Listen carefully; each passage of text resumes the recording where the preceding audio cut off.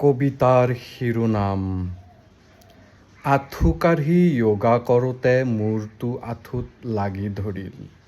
কবি চাংকু নিৰঞ্জন বাবা।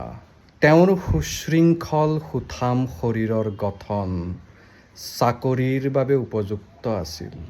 চাকৰি এইবাৰ ল'মেই বুলি তেওঁ য়োগা কৰিব আৰম্ভ কৰিলে।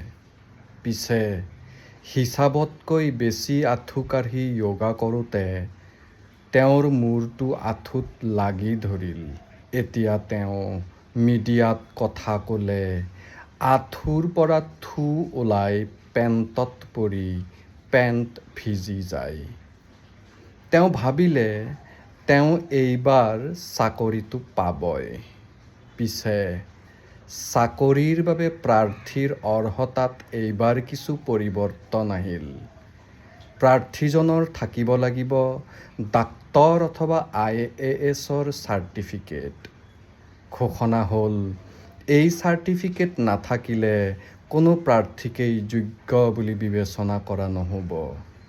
পিছে পৰীক্ষাৰ পেপাৰ লিক হ'লে চাৰ্টিফিকেট কেনেকৈ পাম বুলি সুধিবলৈ মূৰটো তেওঁৰ মূৰত নাই, আঁঠুতহে আছে।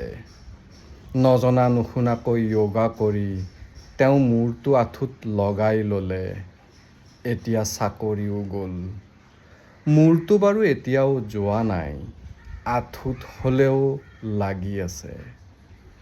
ধন্যবাদ।